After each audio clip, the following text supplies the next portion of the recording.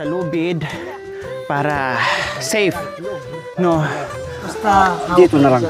Huwag masyadong magpabigat dito. Alalay lang. Alalay lang. Dito, tapos dito. Yan. Yan. Oh, okay. So, tama nga, no? Hindi tayo pwedeng magpabigat ng gusto. Kasi nga po, ang kinakapitan po ng lubid, ayan po, oh. Ayan, oh. Alam, baka bumigay or marupok na yung tali. So, kailangan pa rin natin maging maingat. 5, nag-evacuate kami. Pero June 15, doon siya sumabog. Sumabog. A few moments later. Bata, Si mama lang kasi wala silang mga klase. tinulungan po kayo. Wow, ang swerte nyo pa rin, ha? Kasi, Na, bakasyon na. opo. Yabot tinaga lang ko lahat. Oh, yabay. Hanggang road low. Aw. Tinirahan ko dito ng So, lahat po ito, luya po. Luya. luya. Bali kung maubos ito, 2 sako na. Tapos yung kabila, nilagyan ko ng gabi. Ilang taon na po kayo, Nanay Lita? Ang sipag nyo pa din po. 72. Wow! Sa edad na 72 years old po, mga kabayan, patuloy sa pakikibaka dito sa itaas ng tuktok. Imagine po, mga kabayan, nakita niyo po yung dinaanan natin, pero hindi alintana kay Nanay Lita yung hirap ng daanan na sa kagustuhan po na makapagtanim dito sa itaas para merong maibaba at maibenta na makabili ng bigas, pagkain. Tama. Sa edad na 72, ako nga po umakyat dyan. Diyos ko, lumabas lahat ng kaluluwa ko po, Nay. No? Lumabas yung buong kaluluwa ko sa sobrang pagod, sa sobrang hinga, lahat na. Pero kayo, grabe, parang wala lang po. Nakayanan niyo po, Nanay Lita. Maghukay ka. Pagkatapos babakayin mo, dala mo na naman dito. Ay, paano po pag oras ng harvest po? Sino po magbababa sa kalakal niyo po, Nanay Lita? Magbabayad naman. Magbabayad naman din po kayo. Basta kayo ay... Nagtuboy na. Tuboy na o data una.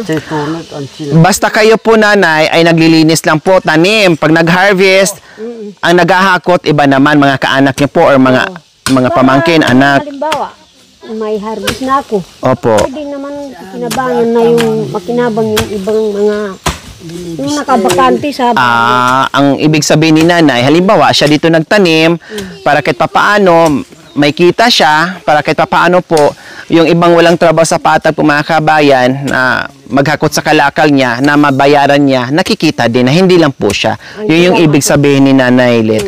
O di ba? Kahit anong pagod dito, mga kabayan, sa kabundukan, plus sa edad ni Nanay, nandoon pa rin yung pagiging kapwa-tao niya na sa kagustuhan makatulong din siya po, mga kabayan, sa iba. Halimbawa, kung walang mga trabaho yung mga bata, wala tayong ginagawa. Wala. Sige, Aakit po sila dito, Nay. naman sila. Halimbawa yung nabenta ko, Opo. hindi ko naman pagbayad sa kanila. Opo. At least kahit paano, kumita din sila, kayo may natitira din po pambili ng pagkain. Halimbawa ito, mayroong kang tanim, bali nakabangko. Opo, tama po yun. Nadudukutin mo pagdating ng ilang buwan. Halimbawa, kung nandyan ka lang sa bahay, wala kang kikitain. Opo, kaya sa edad nyo po na 72 po, Nanay Lit, dito pa rin po kayo. Kaya yung mga kapit, hindi ko kasi pababayaan yung mga tinanim ng mister ko, yung mga avocado, pati Opo. pinikikinabang. Sa oras ng timbungan ng kape po, Nanay Lit, ay marami din po ang na-harvest nyo po dyan. Nakakabenta din po kayo ng madami. Nung kasing hindi pa sila matataas, makaani ako ng 6 na sako. Wow! Ang dami po nun, Nay, ah. Pero kinukuha noon sa amin, tag 300 lang yung, Isang sako. hindi, yung isang balde. Yung Nakabalat na po yun. hindi pa. Yung bagong bilad. Basta pinatuyo ko lang dito ko binibilad. Oh. Ngayon po, medyo kumonte yung bunga niya. Dahil magulang na po yung puno? Or kailangan Hindi, mataas na kasi sila. Kailangan hindi yun na- kasi dapat, halimbawa, May net.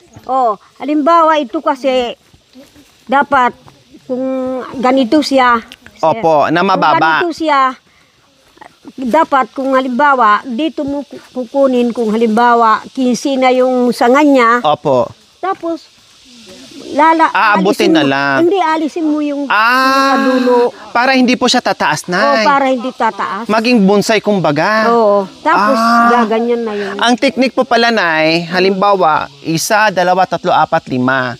Dapat 15. 15. Tapos putulin na po yan Oo. para hindi siya tataas. Patay, hindi tataas. Oo. Para pag namitas, abot-abot na lang, parang ganon. Oo. So, ayan po mga kabayan. Dumating kami, naglinis, nabutan namin si nanay, nagtanim. Yung kasama natin, no? Na nagtanim na. Sila na tinulungan ni Tatay Jan sa ni Tatay Philip and Nanay Fi. Tinulungan na. Oo. Bayanihan na kumbaga. Parang walang pagod. Tatay Jan! Parang walang pagod ah. Grabe. Pati si Nanay Fi, Tatay Philip, baliwala sa kanila yung inakyat namin kanina, oh. Kaya pa rin Hinapan yun. Ba't Nagtatanim mo.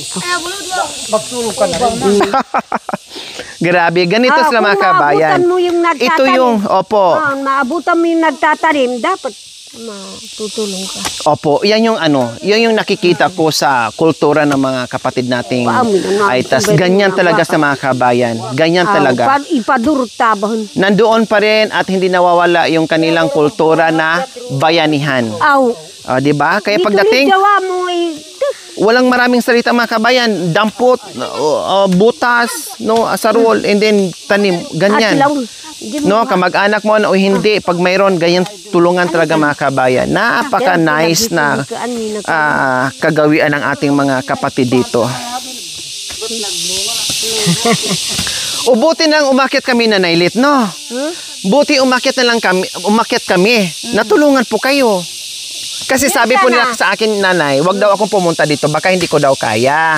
Sabi ko, buti kung may sakit ako, wala naman akong sakit, kakayanin ko po yun. Yun pala, gusto kong pumunta dito kasi para makilala namin kayo at matulungan dito sa pagtanim. Kasi ang daming pumigil, wag, kasi malayo hindi mo kaya. Sabi ko, kaya ko yun, wag kayong mag-alala kasi ang hirap na po ng daanan. Kami nga, kinakayanan namin. Tama. O, kaya nga ni nanay, ako pa kaya. Magkarga ka ng, alimbawa, mayroon kang dadalhin na luya. Opo. Tapos, mag-akyat ka na namang, magdala ka na naman ng baon mo. Opo. Ang ginagawa ko, kung maakyat yung mga anak ko, kung hindi ko mabuhat yung 5 kilo dahil damit ko, Opo. bag. Tapos, ay magdala na lang ako ng 2 kilong, yung 2 kilong bigas Opo. para Opo tayo na, dito muna tayo na. Opo tayo, dito tayo para makapahinga. Hayaan nyo po muna sila magtanim. Ano to? luya. Ay, luya din. Pinili ko dahil para mayroong ibenta. Pambenta po yan. Oh. Ito yung mayroon na kasing tumubo na sa ba't gitan. Oh. Benta ko kako ito kung ang punta talaga namin dito is mamasyal lang para maranasan ko yung akyat-akyat baba dyan sa daanan nyo. Nakita na namin kayo dito, kaya natulungan ka sa team kasama namin. No, ako'y na-amaze nga kasi sabi ko sa edad ni nanay, grabe patuloy pa rin, hindi nagrereklamo, no? Hindi napapagod, sige pa din sa trabaho kahit sa kabila ng kanyang edad. Kumusta naman po kayo sa araw-araw yung buhay dito, Nanay Lita? Kasi makapagtinda, mayroon kang babaunin. O kumusta ngayon? Bago kayo pumunta dito sa taniman, kumain po ba kayo? Nagkape po ba kayo? Busog po ba kayo? Nag-almusal kanina. Anong inalmusan niyo po? Tuwan lang yung kanin. Kanin at Yung tubang manok. ano yung tubang manok? Unchi. Unchi. Unchi. Kasi hindi ko po alam yung tubong manok. Sa amin kasi tumbong ng manok. Nang umaga, kahapon ng hapunan namin, kuwan yung tubang manok. Tubang manok. Umaga, yung pinagkuhan ng laing ng gabi. Opo, yung ano niya, Putulan yung mura. Oo. Yung kinang umaga, ay tubong manok. Anong lasa po ng tubong manok po, Nay? Pinakulo lang. Anong lasa po? Masarap naman. Masarap. Lasang manok, syempre kasi tubong manok. Oo.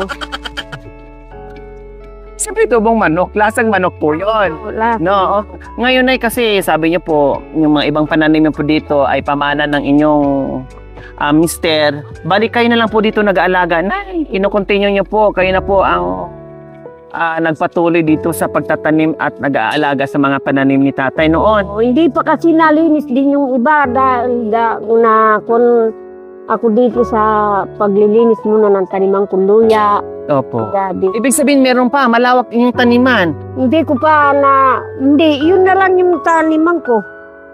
Yun ang kasi magsisilba pa kami. Kasi kung unahin muna yung Panginoon para bigyan ka ng, kasi siya lang ang nagbigay ng buhay. Tama, para sumigla, lumakas. So, Tama yon. Panginoon, hindi ako makakatawa. Bigyan ng lakas, tama. Wow! Lalo naman akong na-amaze doon sa sinabi mo, Nanay. Tama po yun, no? Kahit anong busy ni Nanay dito at napakalayo sa Kabiasnan, pero nandoon pa rin bumababa sa bayan para lang talaga magsimba. Kasi sabi niya, totoo nga naman, no? Diyos muna, siyempre magdasal tayo para bigyan ka ng lakas ng katawan, mahabang buhay, no? Para makaakyat ka dito, makapagtanim ka, lumakas ka, at mabigyan ka ng biyaya. Totoo po yung mga kaben. Tama po yun, Nay, ha? Kahit anong busy, huwag kalimutan. Kahit anong trabaho, unahin mo na yun. Opo, bigyan ng panahon. Panahon dahil siya yung hindi natin maipapatubo yan kung hindi sa Diyos. Tama. Kung hindi niya bigay, no? Opo, tama po yun. Wow. Magsalita, mga ikaw ba ang kapay? Kape muna O ngayong tanghalian, ano pong pagkain niyo po na meron dyan na pagsalusaluhan natin? Aray. Sardinas yung Ilang taon na po namatay yung mister niyo po, Nanay Lita? bali. Matagal na po? 10 na. Ay, matagal na panahon na po. Ano pong kinamatay? Hindi kasi parang nabuso niyo rin katawan na kasakit siya noon sa yung abdo. Opo. Yung nagkabukol yung abdo niya. Opo. Tapos nung inopera yun, na-opera siya sa San Fernando. Tapos, nung gumaling na siya, magtrabaho na naman, hindi rin mapakain. Gumaling, na-opera na sana. Tapos gumaling na po. Ngayon nagtrabaho na naman. At inabuso. Pinagod yung sarili. Hanggat, Sabi niya, kung nasa baryo, ginagawa niyo ako kanyang inutil. sanay talaga siya sa trabaho. Hindi ko kanya kayang dito lang ako sa bahay. Gusto ko kanya. Pero sabi ng doktor, bawal po siya magtrabaho, ganun po. Gawa niya, kasi naaawa raw sa akin. Sabi niya, kahit ako na lang magluto sa kubo natin, at ikaw yung magtrabaho, para kanya hindi mo maabuso yung Katawan. katawan. Babantayan din kita. Kasi kanya ako, nagkasakit na ako, tapos ikaw na naman. Magkasakit na naman. Dalawa kayo, mas mahirap. Ilan po anak niyo na, Nanalita? 5. 5. Kumusta naman po sila? Saan po sila ngayon? Nagtatrabaho sila dyan sa Koreano, yung 2. O mga may asawa na po lahat, may mga asawa na po lahat. Ako sa tuhod. Oh, kaya pala lalong tumibay yung tuhod nyo kasi may apo na sa tuhod. Lalo po kayong pinalakas. Lalo pa ako. Lalong nadugtungan yung buhay. Oh. Pero sabi ko, sa sarili ko, ay huwag kong pababayaan. Tinanim ng mister ko, sabi kong ganun. Sabi ko sa mga apo ko, ito, hindi lang ako yung makikinabang. Darating ng panahon, kayo, huwag yung pababayaan. Yung mga anak at apo. Oo. Kasi hindi lang yung pag-aaral sa eskwela, kailangan ka ako, matuto rin kayo. Opo. Bawal yung mag-aaral, pero magtrabaho pa sa bundok. Huwag kalimutan itong ano. Dahil ditong kayamanan natin sa lupa. Opo. Kung di ka nagtanim, wala. Buto ang buhay. Buhay. Oh, walang buhay, kumbaga. Kasi walang ibang asahan. Opo. Kumbaga, minahal niyo po yung mister niyo, ganoon din po kamahal niyo yung lupain niyo po dito na yung taniman niyo po. Wow. So, ayan po mga kabayan, no? Lalo na ngayon, kung halimbawa, panahon na naman ng avocado. Yung mas marami yung umaakyat kasi siyempre nakataya yung buhay nila. Opo. Ngayon, sige kako, kung mayroon na akong isang sako, bahala na kayo. Maghati-hati dyan, basta makabigyan nyo lang ako. Mga anak niyo po at apo. Hindi kasi yung mga anak ko, hindi sila marunong mag-akyat. Yung mga bayan na po ang pupunta dito, Nay. Buyer. Bayan na. Ang dito sila pumupunta, yung buyer, sila na lang sisiwa. Hahakot. Kaya minsan, hindi maiwasan, medyo mura lang po ang kuha nila. Mura lang. Kasi sila mag-harvest, sila pa magbaba. Medyo okay lang po yung kung ano. Siyempre, siya na yung magkuha ng Opo, okay lang po yun. Okay lang sa akin, basta kahit mura, Sa kanila na po lahat. kahit kanila na. Opo. Kasi sa edad nyo hindi na kaya. Opo.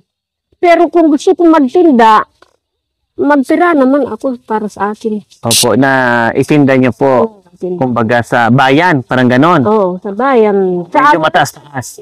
Sa Angeles kami nagtitinda. Yung parang naglalatag po kayo.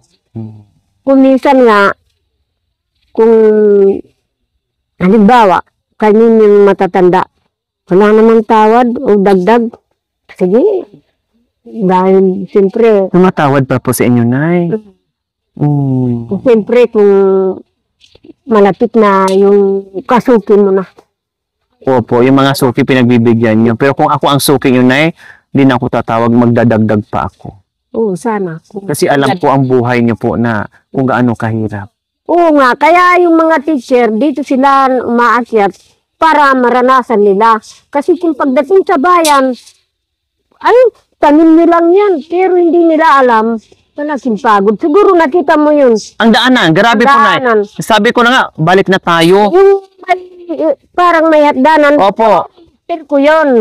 Kasi nagali kami noon ng gabi, sabi niya, kawawa yung nagbabakay, sabi niya. Opo. Kahit na may operasya. Sige, sabi niya, mamasuin mo yung doon sa daan. Yung suga sila rin yung naglagay. Opo. Siya rin yung naglagay ng suga. Kaya pala may hagdanan yung adobe doon. 400 yung naggawa. Ginastusan po talaga yan na. Ginastusan niya. Para hindi kayo, opo, dumadaan. Limbaw, nag-ani siya. Opo. Ayaw niya yung mayroong sasakyan. Na hindi lang kayo ang mahirapan, pati yung mga dumadaan dyan na nagbaba ng mga kalakal. Pati kanya yung namumuso, hindi sila nahihirapan. Wow, yung nadaanan natin kanina mga kabayan, yung sinasabi ni Nanay, talagang si tatay pala ang nagsisil, minamaso niya para magkaroon ng hagdanan, plus naglagay ng mga suga doon or lubid para merong kapitan na hindi mahulog kasi delikado po, gugulong ka talaga sa bangin mga kabayan, hindi ka bubuhayin doon. Ganun po. Okay, sige po, Nay. Tayo. Sige po, Nay. Total, nandito na ako, nakaakyat. At sabi ko nga kanina, no, pinipigilan nila ako. Maraming pumigil sa akin na wag daw akong umakyat dito. Kasi naikwento lang po nila sa akin na meron daw silang, opo, may mahirap na daanan dyan. No, and then dadaan tayo sa ilog. Naikwento lang po nila sa akin. Yung sabi ko, ay, gusto ko ma-experience. Gusto ko naman maranasan maglakad ng ganyan. Gusto ko may mga hinahawakan na lubid-lubid. Kaya pumunta po kami dito. Hindi ko po akalain na ang pag-akyat namin dito na kayo po ay makita po namin ngayon. So, nandito na ako, Nay. Sige. Meron kaming regalo sa inyo sa hapong ito, Nanay Lita. Bakit? May buzoy ka pa. No, okay lang po.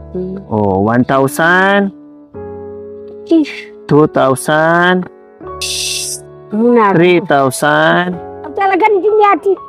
4,000. Hindi joke yan, Nay, ha?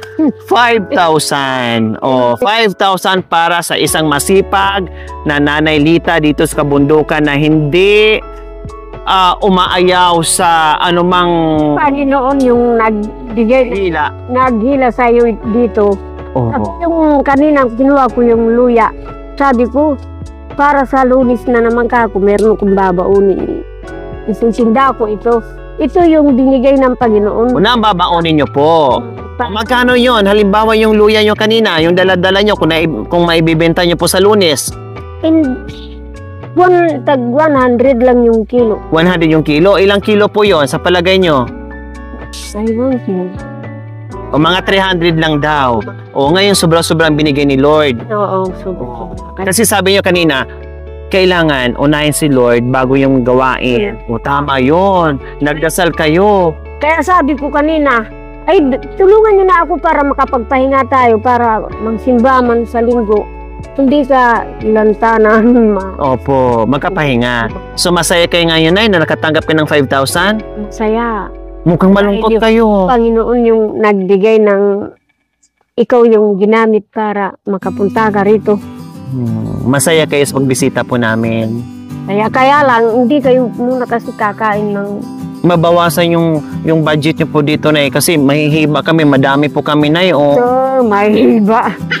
Ay, salamat. Baka mabawasan po. Okay, ayan, may napasaya tayo sa pag-akyat natin. Masaya. No, nabigyan natin ng pagmamahal. Magpapasalamat po tayo sa ating walang sawang pagmamahal. Very generous sponsor po, Ma'am Abit Santos from LA, California, sa kanyang ginintuang puso na talagang mula noon hanggang ngayon nandiyan nakaagapay sa ating misyon at nililibot natin yung kabundukan mga kabayan katulad nito na unexpected po talaga mga kabayan na makatagpo natin si Nanay Lita. Pero sabi nga ni Nanay Lita, talagang ang bait ng Diyos, no, ginagamit tayo ng Panginoong Diyos para makita natin sila, para ma-spread out natin yung ating pagmamahal. Kaya maraming salamat po Ma'am Abit Santos from LA, California, sa inyong ginintuang puso. Isa sa mapalad po sa tanghaling ito, si Nanay Lita. Maraming po. Mang Abit, salamat. Ginamit kayo ng Panginoon para makapunta po dito sa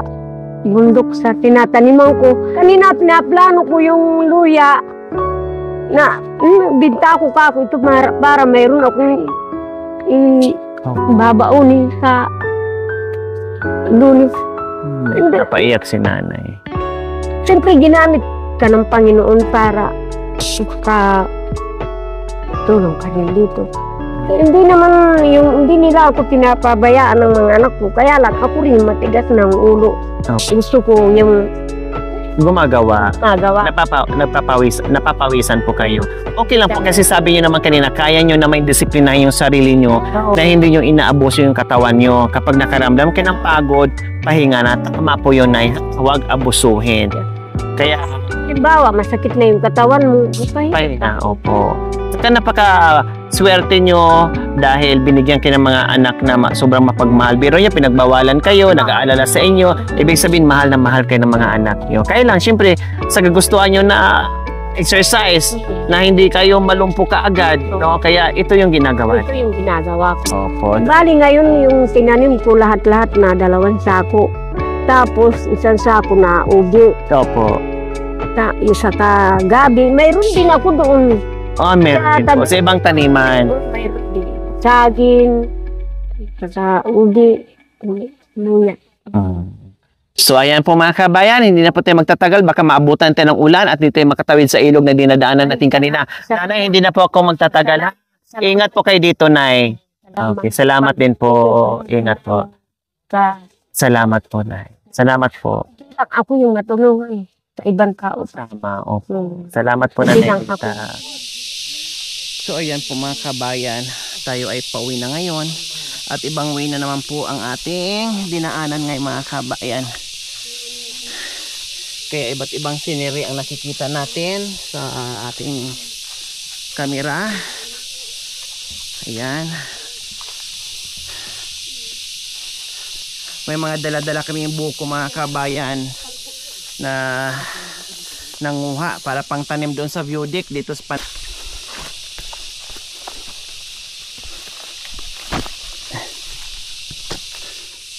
tuloy-tuloy sa hakbang pauwi po mga kabayan. At ganito din po kasukal yung ating dinadaanan. Ayan po mga kabayan.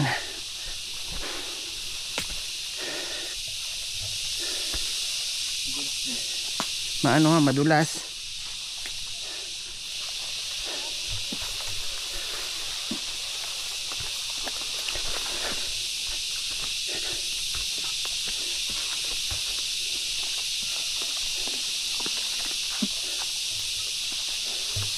Ayan, butin lang mga kabayan. Lumakas tayo kahit paano kasi nakakain tayo ng hinog na langka. Kaya medyo lumakas tayo ng konti mga kabayan. Kasi hindi kami nagbaon.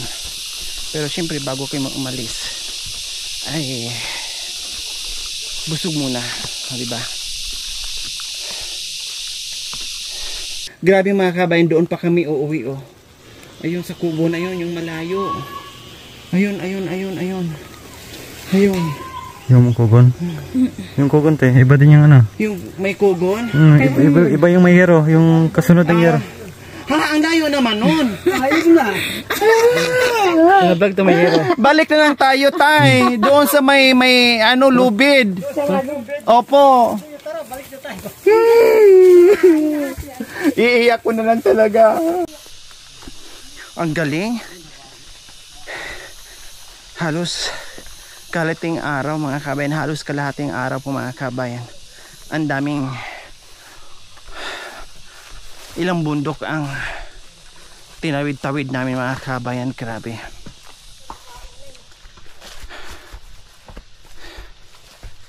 Isang balding pawis na ang itinapon ko po mga kabayan.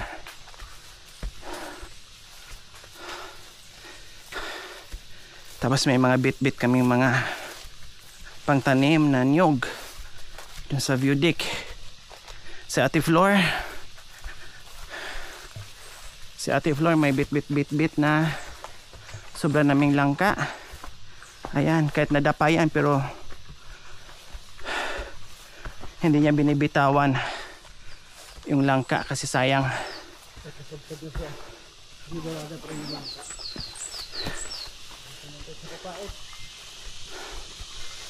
Yan, dito na naman tayo sa masukal.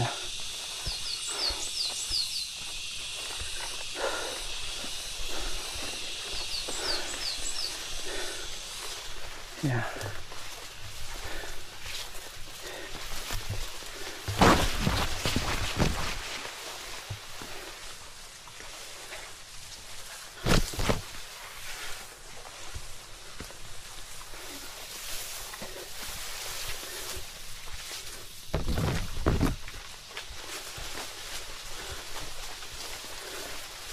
Akyat, baba, kitagaktak na yung pawis.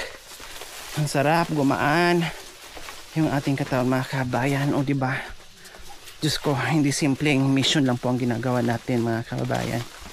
Napupunta ka lang dyan, sasakay sa sasakyan, bababa ng konti, nandyan ka lang sa kapatagan. Nako, ito ay mission na hindi simpleng salitang mission, charity. Talagang pagmamahal at unawa yung nangingibabaw. Kasi kung wala po mga kabayan, hindi mo kakayanin itong ginagawa namin. Hindi mo talaga kakayanin. As in, yung maglaan ka ng kalahating araw, isang araw o ilang araw para lang marating mo sila dito mga kabayan.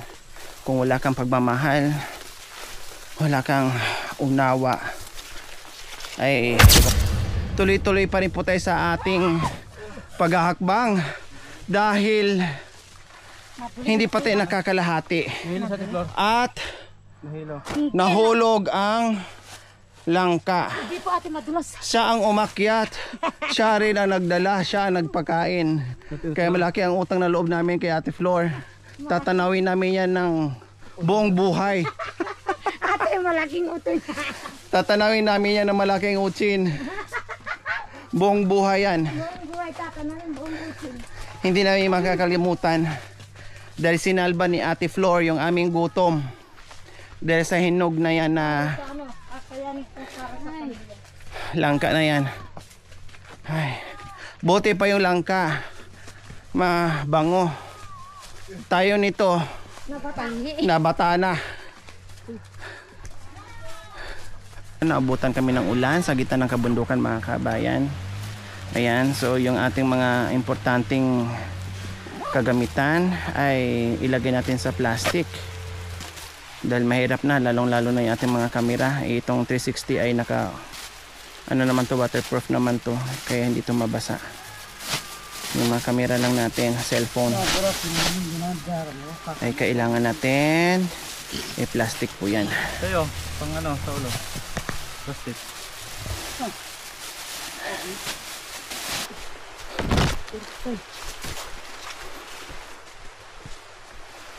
Yan. Ayan, oh, kita na natin yung ulan dito at yung paligid natin.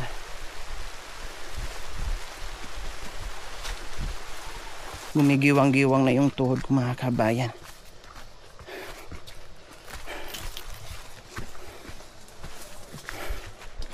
Ayan, tanaw ko na yung ilog.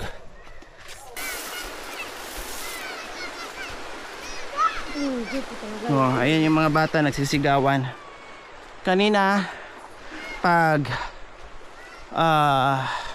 alis namin, sila ay naligo. Pagbalik namin, anong oras na, ilang oras na inabot, naligo pa din. Ang galing.